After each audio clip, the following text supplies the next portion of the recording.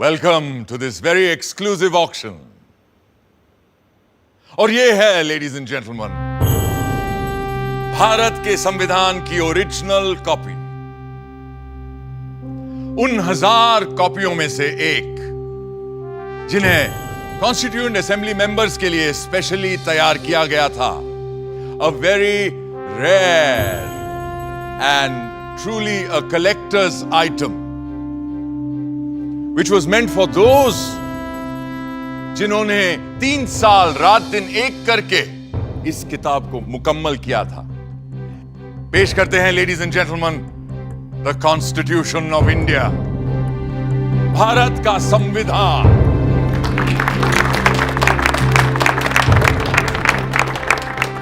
ये कोई आम किताब नहीं, बल्कि प्रतीक है हमारे मुल्क का। पर कभी सोचा है आपने कि ये मुल्क आखिर होता क्या है? समाजशास्त्री कहते हैं कि एक ही नस्ल, धर्म, जबान, परचम और हुक्म को मानने वाले बाशिंदों के समूह से बनता है एक मुल्क, एक देश।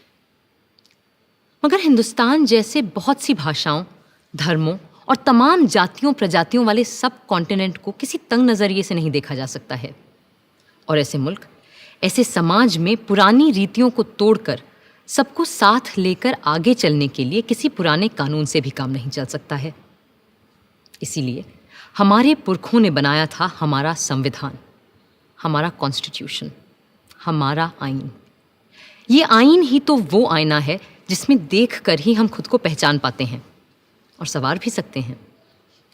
आज से मैं आपको इस जादुई आईने के अंदर के संसार की सैर पर ले जाऊंगी। ये कैसे बना, कब बना, किस किसने बनाया और क्यों बनाया? तो चलिए चलते हैं वहाँ जहाँ कहानी शुरू हुई थी, हमारे संविधान की। पर फर्स्ट थिंग्स फर्स्ट, पहले आप भी तो ठीक से देख लीजिए उस मुकद्दस किताब को जिसकी बात हम कर रहे हैं।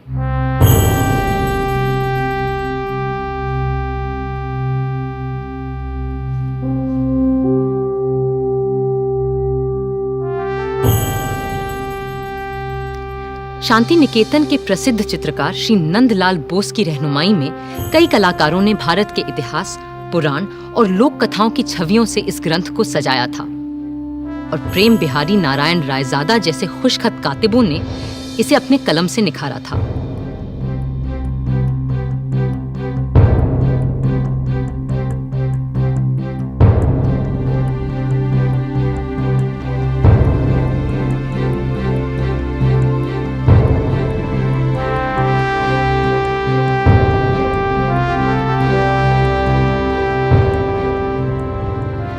मगर ये काम मुश्किल होते हुए भी बहुत आसान था उस काम के मुकाबले जो इस संविधान की कल्पना कर इसे लिखित रूप देने वालों ने संविधान सभा में पूरे 3 साल लगाकर किया था। क्योंकि वह कल्पना केवल एक किताब की नहीं थी, वह तसव्वुर था एक नए मुल्क का, एक नए समाज का, एक ऐसी नई संस्कृति का जो इससे पहले इस संसार में कभी देखी नहीं गई थी। दिसंबर 1946 में जिस इमारत की तामीर शुरू की गई थी, असल में उसकी नींव बहुत पहले रखी जा चुकी थी। 1857 की क्रांति के दौरान बागी सिपाहियों ने भी हिंदुस्तान का एक अपना संविधान बनाने की कोशिश की थी। उनका विद्रोह तो जल्दी ही दबा दिया गया, मगर आजाद देश का एक अपना आईन बनाने का सपना न दबा था न हारा था। और जैसे जैसे महात्मा गांधी के नेतृत्व में आजादी की आवाज तेज हुई, तो अपना संविधान बनाने की मांग भी और तीव्र होती गई। My mentor Gopal Krishna Gokhale presented to the British government a note on the Constitution in 1914, and the British said, yes, we will accept it after the war. But now they want to make a constitution for us. But you know, a constitution for India should be and can be framed only by Indians. Now it works. What will you do with this spinning wheel, Mr. Gandhi?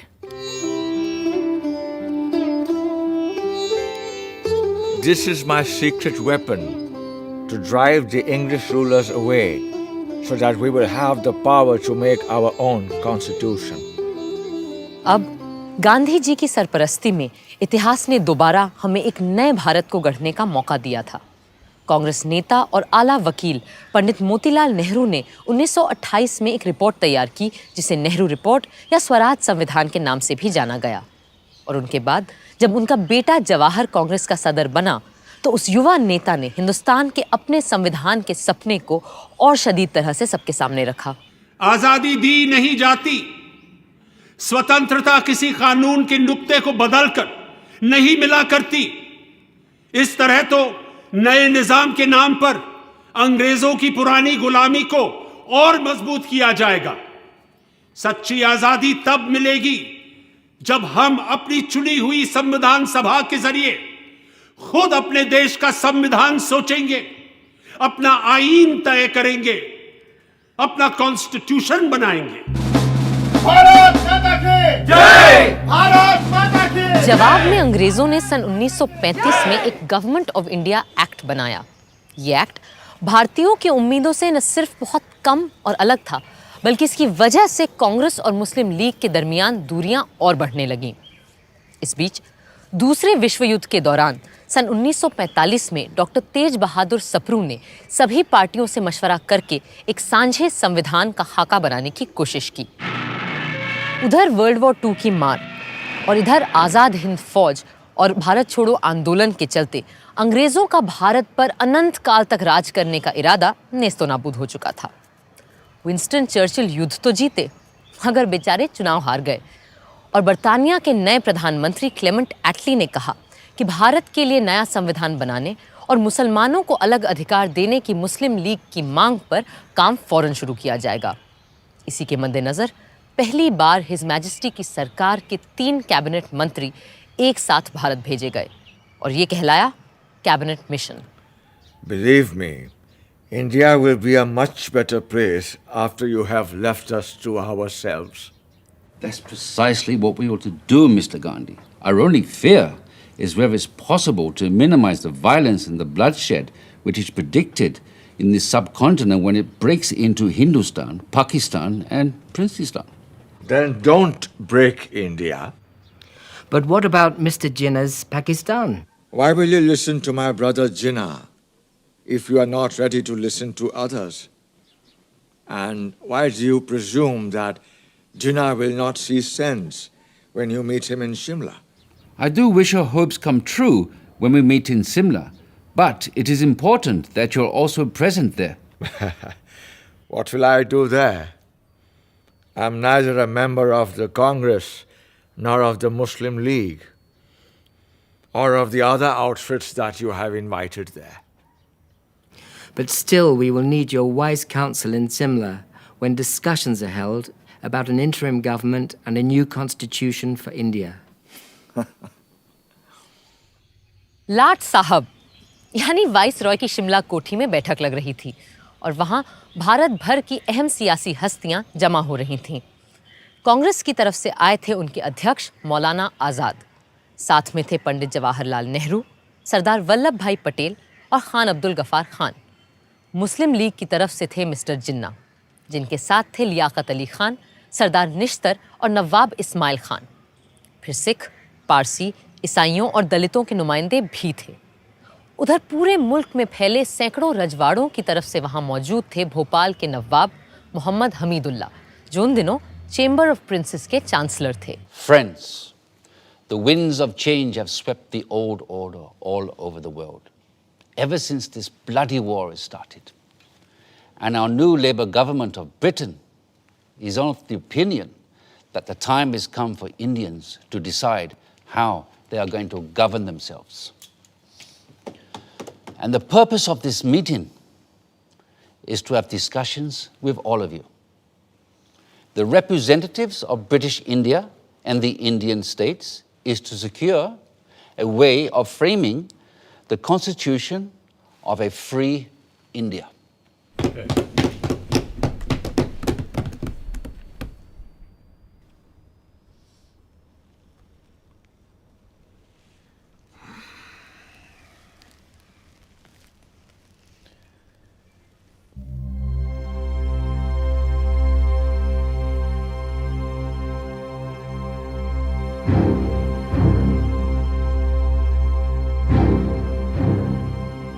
जिन्ना साहब को ये बात नागवार गुजर रही थी कि जिसे वो महज हिंदुओं की पार्टी मानते थे, उस कांग्रेस के आधे नुमाइंदे मुसलमान थे और उनकी रहनुमाई भी एक मुसलमान ही कर रहा था।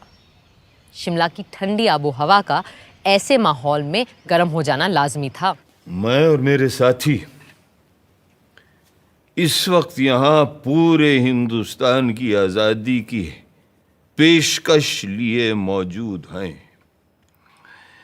बाकी मसाइल दोयम हैं जो हम बाद में भी तय कर सकते हैं। अपनी कॉन्स्टिट्यूएंट असेंबली में जो जमा होगी एक आज़ाद हिंदुस्तान के ख्वाब की ताबीर करने के लिए।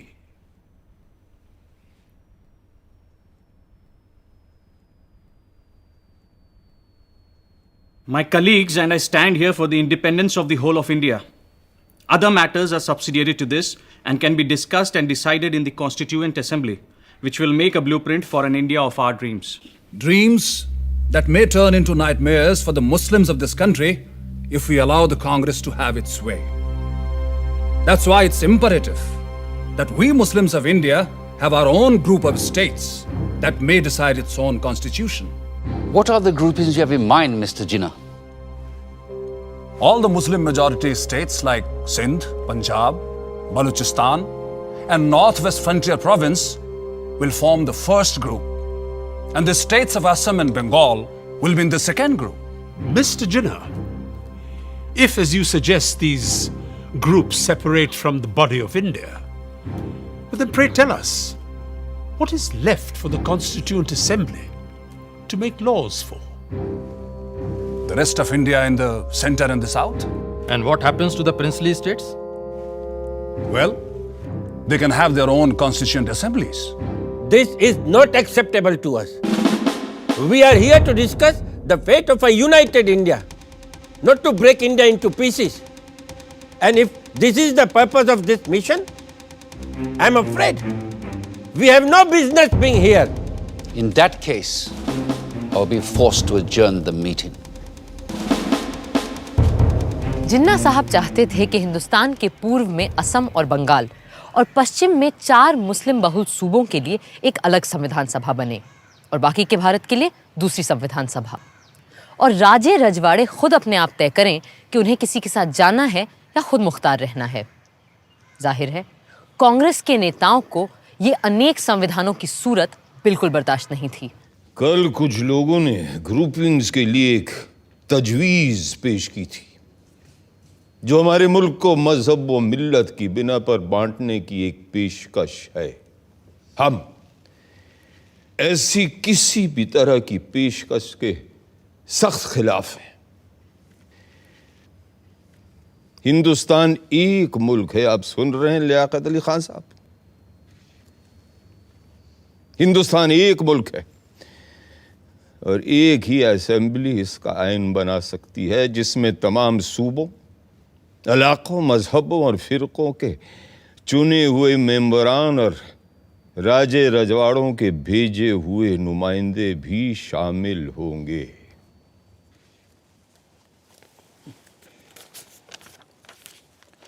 References were made yesterday to groups of provinces arranged on communal lines. We are totally against any machinery to run any such groupings. India is one nation and it needs its constitution to be made by one assembly, which has elected representatives of the states, region, religion, and the nominated representatives of all the princely states as well. This is what I call the tyranny of numbers. Everyone knows here that such an assembly will have a brute majority of caste Hindus and their party, the Congress. And in the game of numbers, minority Muslims will have no say left. That's why we need 2 assemblies, so that Muslims can frame their own laws. मगर मेरे भाई जिन्ना, क्या आज तक हमारे पास हिंदुओं के लिए अलग और मुसलमानों के लिए अलग आइन थे? नहीं थे ना? तो फिर यकबयक आज इन 2 कानूनों की जरूरत क्यों आन पड़ी? क्यों? I trust the British sense of fair play.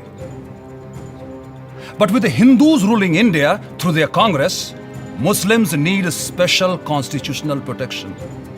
I have gone through the length and breadth of India And I know how vulnerable Muslims are feeling today. And as their sole representative here, it is my duty to... ये आपसे किसने कह दिया कि मुसलमानों के अकेले नुमाइंदे आप ही हैं? अरे भाई, मुसलमान तो हम भी हैं, क्यों मौलाना? Well, I do not need to establish my credentials here. Because the Muslims of this country know who stands here for their rights and who here is a paid quisling Muslim masquerading as their representative. I take strong objection to such a remark being made about my esteemed colleague. Mr. Jinnah, if I've got you right, you need these groupings because of the communal mistrust that exists in this country. That's perfectly right, Sir Stafford. Muslims cannot be a part of a constituent assembly which will be dominated by caste Hindus. May we deal with first things first, please, which is to dispose of the problem of the Indo-British relationship. For that, we need to make our own constitution for a free India. The communal problem can be dealt with later. Later? Later, there'll be no Muslims left alive in India if Congress is given its way. And that is unacceptable to me. If Mr. Nehru doesn't like the idea of groupings of states within the same India, then it will be better to have two Indias. One for Hindus and another for Muslims. Hindustan and Pakistan. And a Princestan, the federation of the princely states. This is ridiculous. It clearly indicates the reality behind the groupings proposal Mr. Jinnah is making. I will not be a party to this balkanization of India. No! India is one and will remain one country. कड़वा सच ये था कि अंग्रेज हिंदुस्तान में अपनी घटती हुई फौजी ताकत से अच्छी तरह वाकिफ थे और वो चाहते ही नहीं थे कि सांप्रदायिक आग को फैलने से रोका जाए। पर हाँ, जाने से पहले सत्ता वो सौंपना चाहते थे एक ढीले से राष्ट्रसंघ के हाथ, जिसकी लगाम हो सके तो उनके ही हाथों में रहे। इन्हीं सब बातों को लेकर 16 मई 1946 को एक समझौते का मसौदा बनाया गया। United Dominion of India will be given independence as and when the appropriate time comes. In the meanwhile, two constituent assemblies will frame the constitution. One for the Muslim majority provinces, which will be grouped Balochistan, Sindh, Punjab, and Northwest Frontier Province as the first, and Bengal and Assam as the second group. The Hindu majority provinces in the central and southern India will form another group and make their own constitution. But the central government will be empowered to run foreign affairs, defense, and communications, while the residual powers and the responsibility will belong to the provinces coordinated by their group. How can you have two assemblies for one nation? Are you suggesting that there will be Hindu constitution and Muslim constitution? And which constitution will be applicable to the central government? But sir, Assam is not a Muslim majority province. Then why? Gentlemen, please, these are only recommendations which have yet to be accepted by the two main parties, that is the Indian National Congress and the Muslim League, whose working committees are going into details of this plan, and there is no need for us to add anything more at this moment. Thank you. But Nehru is adamant he won't agree to such a proposal. I'm ready to sit together with Jawaharlal, for whom I have great regard, to convince him of the value of these groupings, since he has no desire that the British stay back in India any longer. And if I'm right, then even British do not desire to stay back here any longer. Not just Nehru. The entire Congress Working Committee is dead against the concept of two constituent assemblies and two separate constitutions. In that case, they must agree to partition and for the creation of two nations. Because the only way I can agree to one union of India is if Congress agrees to two groups, as proposed by me.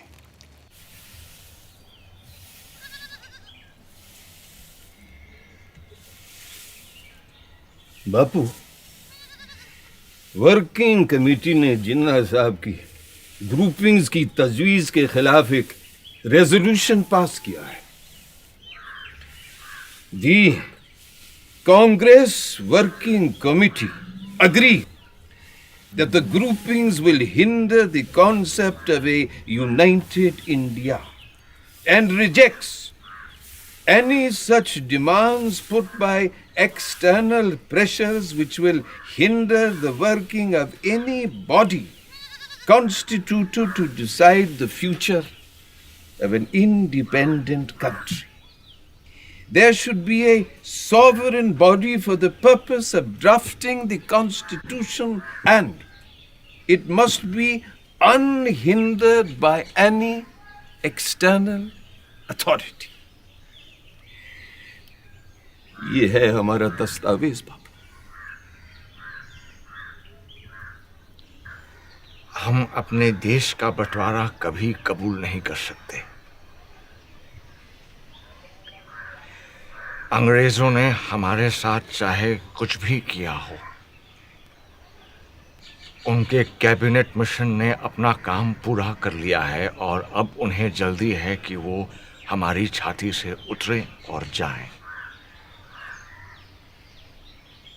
अब ये हम पर है कि हम कैसे अपनी इस दुखी अभागी धरती को सुखी और भाग्यशील बनाएं।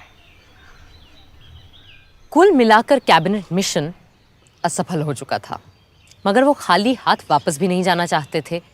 सो दोबारा एक बार मिलने और बातचीत का सिलसिला शुरू हुआ और 1 महीने की मशक्कत के बाद 16 जून को एक और प्रस्ताव सामने आया।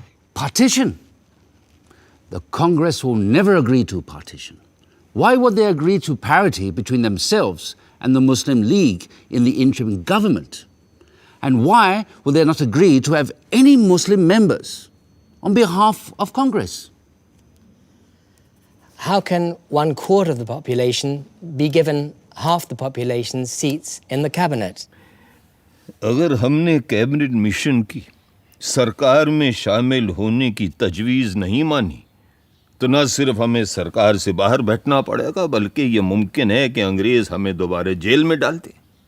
अब इससे बेहतर यह है कि हम उनकी इतनी सी बात मान लें कि हमारी भेजी काबीना की फहरिस्त में किसी मुसलमान का नाम ना हो। खुद अपना नाम कटवाने की तरकीब बता रहे हैं आप तो मौलाना। सरदार, मुल्क किसी भी शख्स से बहुत बड़ा होता है और किसी भी मिल्लत से भी। मैं मौलाना की बात समझ सकता हूं। अगर हमने सरकार में आने का ये मौका हाथ से जाने दिया तो यकीनन मुस्लिम लीग और खास तौर से जिन्ना साहब इस बात का नाजायज फायदा उठाएंगे। बापू, आपका क्या कहना है?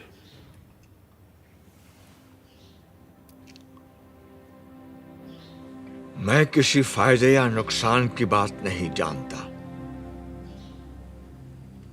मैं वही बोलूंगा जो मेरी आत्मा का कहना है, और मेरा मानना यह है कि जिन्ना साहब के डर से या सरकार में शामिल होने की जल्दबाजी में अगर हमने कांग्रेस की सूची से मुस्लिम भाइयों के नाम काट दिए तो हम में और उनमें अंतर क्या रह जाएगा?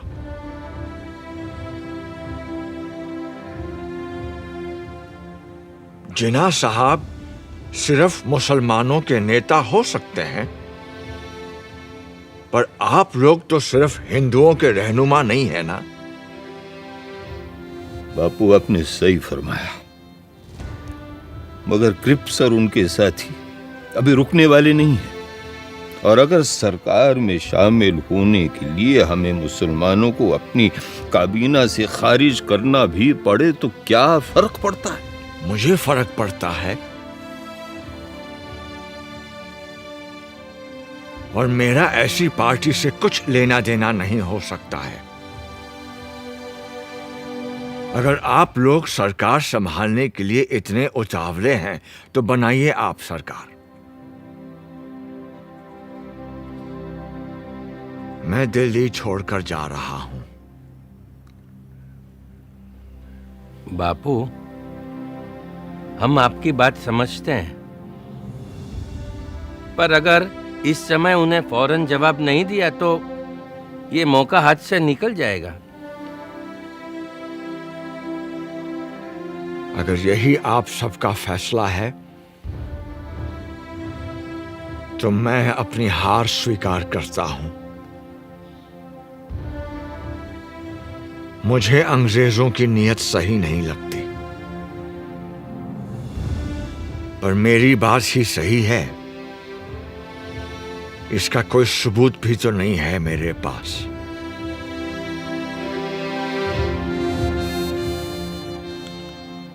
अगर आप सबकी आज्ञा हो तो मैं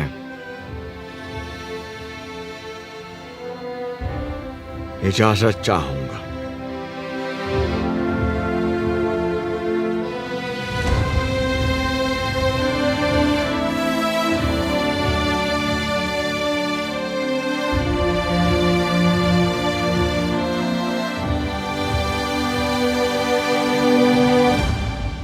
तो अब हम बापू को जाने दें।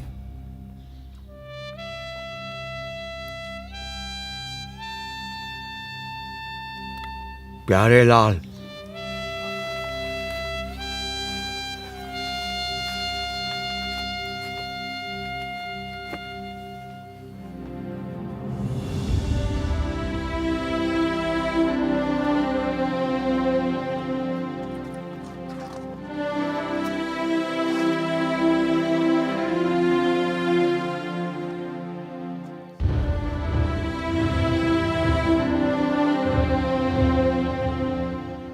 यूं नया संविधान बनाना तय हो गया, और ये भी कि जिन्ना साहब की तजवीज़ के खिलाफ सिर्फ एक संविधान सभा मुल्क का रूप स्वरूप तय करेगी। जाहिर है कोई इस व्यवस्था से पूरी तरह खुश नहीं था, मगर जिन्ना साहब पर तो जैसे गाज गिर गई थी, और वो अपने मुखालिफों को आसानी से बख्शते नहीं थे। We have been betrayed by Viceroy Webel. Viceroy Wavell ने हमारे साथ दगाबाजी की है। Cripps has debased his talents, and Pethick Lawrence has proved to be a treacherous man. Crisp ने अपने हुनर का गलत इस्तेमाल किया है। पथिक लॉरेंस ने हमारी पीठ में छुरा भोंका है। Breaking all the norms of decency, they have invited the Congress, which had earlier refused the offer to join the interim government without even consulting us. भलमनसियत के सारे पैमाने तोड़कर कांग्रेस को सरकार में शामिल कर लिया गया, जबकि कांग्रेस ने पहले साफ साफ इनकार कर दिया था। और ऊपर से तुर्रा ये कि ये सब बिना हमसे पूछे, बिना हमारी इजाजत लिए बगैर किया गया है। In such a situation, if I have to safeguard the interests of the Muslims of this subcontinent, then I'm left with no choice but to bid goodbye to constitutional methods. इस सूरत में अगर मुझे मुसलमानों की इज्जत, गैरत और हुकूक को बचाना है तो मेरे पास कोई और सूरत ही नहीं रहती सिवाय इसके कि हम कॉन्स्टिट्यूशनल यानी आईनी तरीकों को ताक पे रख दें। The Hindu Congress has time and again employed the weapon of mass struggle to intimidate us, and the British have held their arms in authority to crush us. हिंदुओं की कांग्रेस हमेशा अवामी जद्दोजहद के नाम पर हिंदुओं के हुजूम से हमें डराती आई है, और अंग्रेज हुक्मरान अपनी बंदूकों, बेतों और बेनटों से हमें कुचलते आए हैं। Today, we too have forged a weapon and are in a position to use it. अब हमने भी अपना हथियार तैयार कर लिया है और हम इसका इस्तेमाल भी जानते हैं। I call upon all the Muslims of this country to take to direct action. आज मैं हिंदुस्तान के सारे मुसलमानों से डायरेक्ट एक्शन की अपील करता हूँ। From Friday the 16th of August, we will resort to direct action till we have achieved our cherished goal, our Pakistan. ऐ अल्लाह के नेक बंदो, आने वाले जुमे 16 अगस्त से हम सीधी आर पार की लड़ाई लड़ेंगे। डायरेक्ट एक्शन और हथियार तभी रखेंगे जब मंजिल मखसूस सामने दिखाई देगी, यानी हमारा प्यारा पाकिस्तान। पाकिस्तान पाकिस्तान पाकिस्तान। मगर कायदे आजम, क्या हमारा डायरेक्ट एक्शन नॉन वायलेंट होगा? I am not going to discuss ethics here. और आप सभी लोग जानते हैं कि मुझे गांधी की अहिंसा वहिंसा में कोई यकीन नहीं है। कायदे आजम मोहम्मद अली जिन्ना। बातचीत, सुलह सफाई, रूठने समझाने मनाने के 2 महीने यकबयक खत्म हो गए। कैबिनेट मिशन वापस लौट गया और हिंसा के बादल चारों तरफ मंडराने लगे। वाइसरॉय वेवल ने सारे गवर्नरों को बुलाकर पुलिस व्यवस्था को चाक चौबंद करने को कहा। पर बंगाल के गवर्नर सर फ्रेडरिक बरोज ने वेवल को खबर दी कि बंगाल के मुस्लिम लीगी प्रधानमंत्री एच.एस. सोहरावर्दी के कहने पर उन्होंने 16 अगस्त को सारे पुलिस महकमे को छुट्टी पे भेज दिया है। 16 अगस्त 1946 भारत के इतिहास के काले दिनों में शामिल होने जा रहा था। जिन्ना साहब की पुकार पर 16 अगस्त की सुबह से ही हथियारबंद लोग कलकत्ता की सड़कों पर उतर आए और हत्याओं का सिलसिला शुरू हो गया।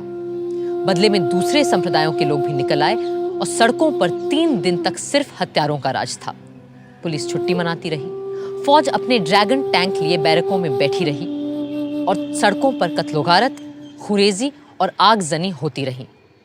3 दिन में 4000 से ज्यादा लोग मारे जा चुके थे। बंगाल में जो हुआ उसके बदले में पहले बिहार और फिर बाकी भारत में भी हिंसा का तांडव मचने लगा। बंबई शहर तक दंगों की चपेट में आ चुका था। पर पूर्वी बंगाल के नोआखली में जिस तरह हिंसा का चक्र शुरू हुआ उसने सबको दंग कर दिया। सब छोड़ छाड़ कर गांधी जी चल पड़े नोआखली।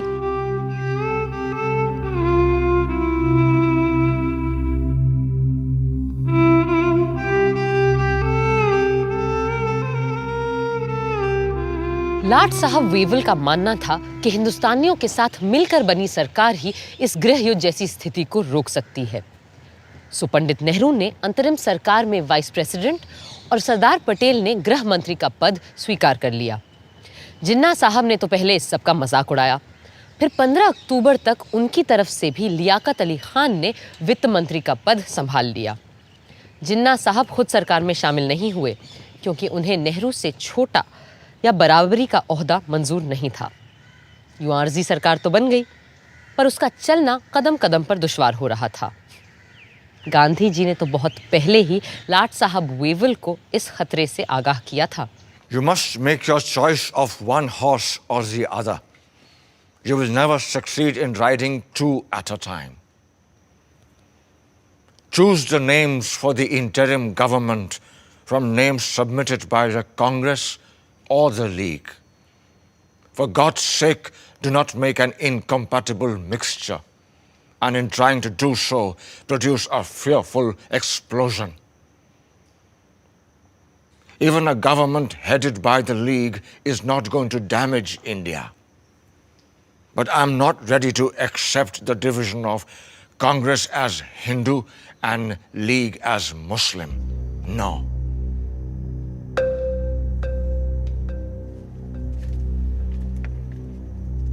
वेवल इतने हताश हो चुके थे कि उन्होंने अपने एक खत में सम्राट किंग जॉर्ज को लिखा, The situation reminds me of a childhood puzzle in which I had to manipulate marbles into their pens. Just as the last one seemed to get into place, the others invariably ran out. I am trying to postpone convening the Constituent Assembly as much as possible, and maybe have one more round of talks with Mr. Jinnah and Nehru. Perhaps in London, a city both of them have lived in and love. दिसंबर 1946 के London के बर्फीले माहौल से ज्यादा सर्द अगर कोई चीज थी तो वो था मिस्टर जिन्ना और पंडित नेहरू के बीच का रिश्ता। कई मुलाकातों के बाद भी जब कोई बात न बनी तो आखिर नेहरू जी ने अंग्रेजों को उनके घर में घुसकर अंतिम चेतावनी दे डाली। There is a great urge amongst the populace of India for political progress and for making a constitution. Mr. Jinnah's Muslim League is but a fly on the weighing scale compared to the vast force in India. And if the British authorities do not call for the Indian Constituent Assembly immediately, we will have to resort to another mass action against His Majesty's government. Thank you, gentlemen. Mass action के डर से British सम्राट की सरकार तुरंत मान गई और पंडित नेहरू के भारत लौटते ही 3 दिन के अंदर हिंदुस्तान का आईन बनाने के लिए कॉन्स्टिट्यूएंट असेंबली का मिलना तय हो गया। 9 दिसंबर 1946 के ऐतिहासिक दिन इसी इमारत में पहली बार इकट्ठा हुई भारत की संविधान सभा। प्रादेशिक विधानसभाओं से चुने गए नुमाइंदे इस ऐतिहासिक दिन के लिए सज धज कर पधार रहे थे। मुस्लिम लीग ने जैसा कि उम्मीद थी, इसका पूरी तरह से बहिष्कार किया। हिंदुस्तान को एक नया रूप देने के लिए, एक नए संविधान को आकार देने के लिए सारे महत्वपूर्ण लोग कॉन्स्टिट्यूएंट असेंबली में मौजूद थे। बस 2 लोग वहां नहीं थे, और शायद 2 सबसे अहम लोग, कायदे आजम मोहम्मद अली जिन्ना और महात्मा गांधी। संविधान सभा के बहुत से सदस्य गांधी जी से मार्गदर्शन और आशीर्वाद लेने उनके पास पहुंचे।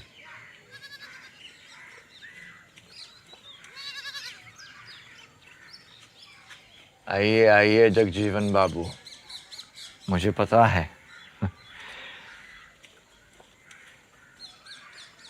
हम चाहे दुनिया का सबसे सुंदर संविधान क्यों न बना लें,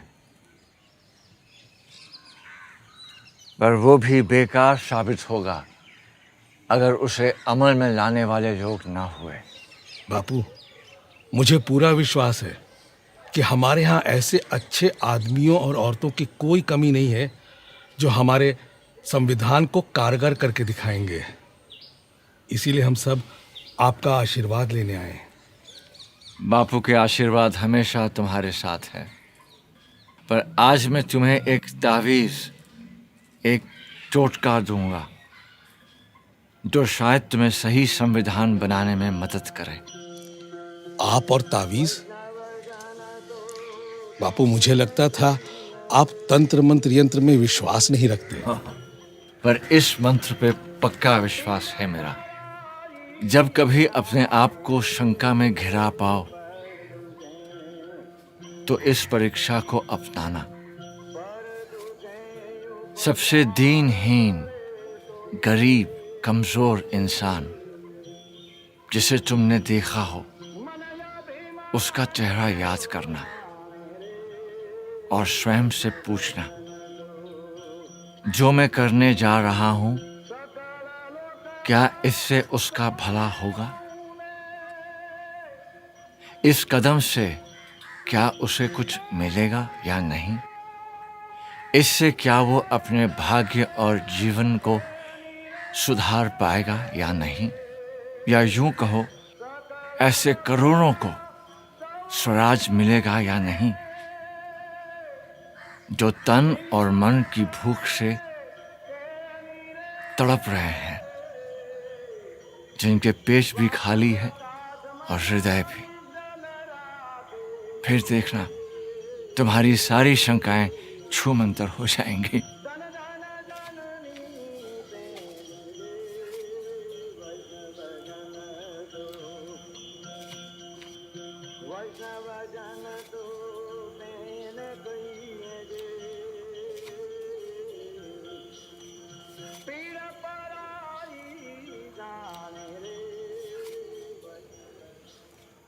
संविधान सभा ने सबसे सीनियर सदस्य डॉक्टर सच्चिदानंद सिन्हा को कार्यकारी अध्यक्ष चुना और उनकी निगरानी में सारे सदस्यों ने शपथ ली।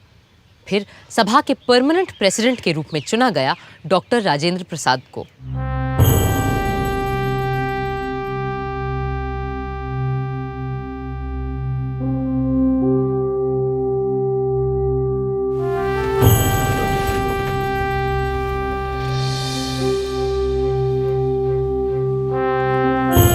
Hip hip! Hooray! Hip hip! Hooray! Hip hip! Hooray!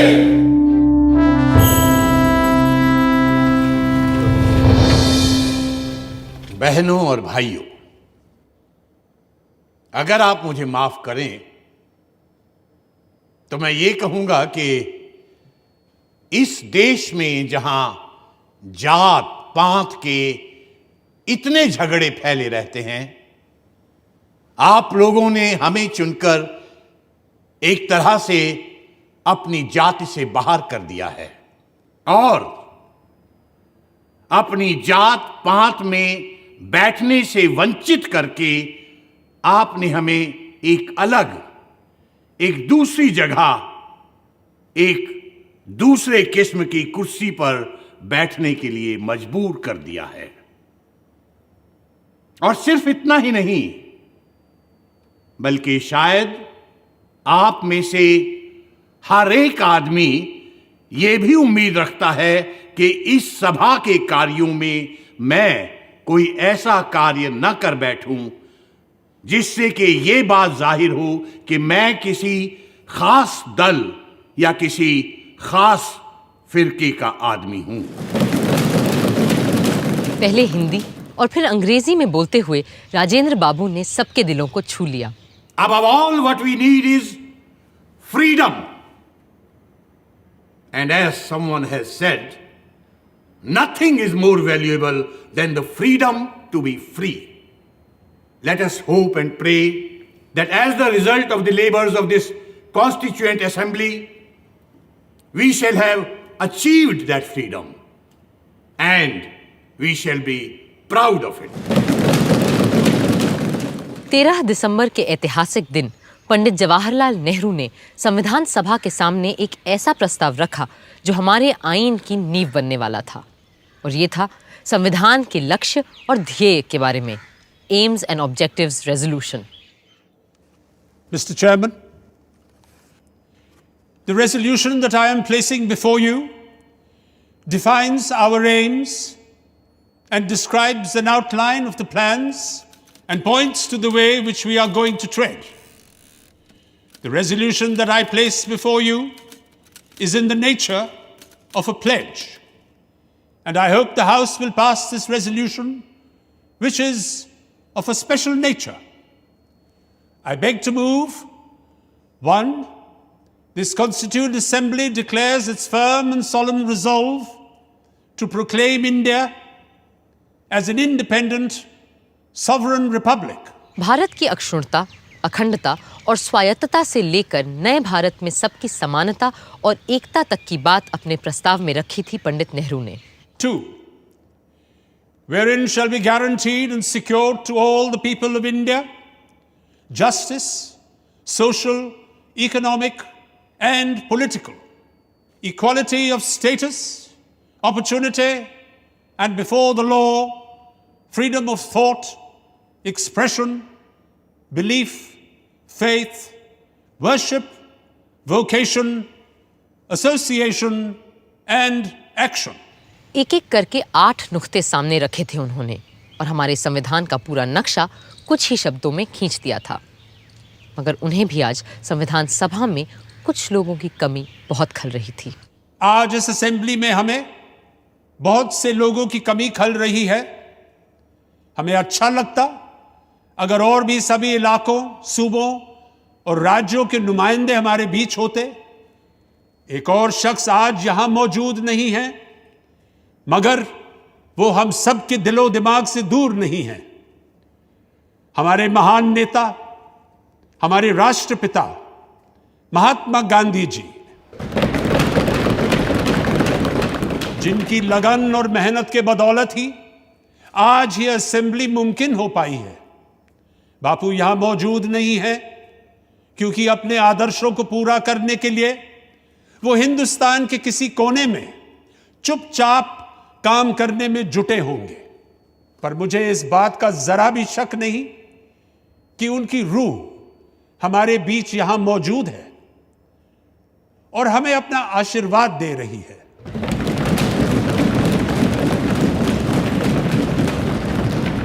I also think of the various constituent assemblies that have gone before us, when the fathers of the great American nation met and fashioned out a constitution that has stood the test of time for more than a century and a half. My mind goes back to that Constituent Assembly which met in the lovely city of Paris, and how the king and other authorities came in its way, and it still continued. Even the room for that meeting was denied, and the Constituent Assembly betook themselves to an open tennis court and did not disperse till they had finished the task they had undertaken. We too, whether we meet in this chamber or in the fields or the marketplace, will go on meeting and continue our work till we have finished it.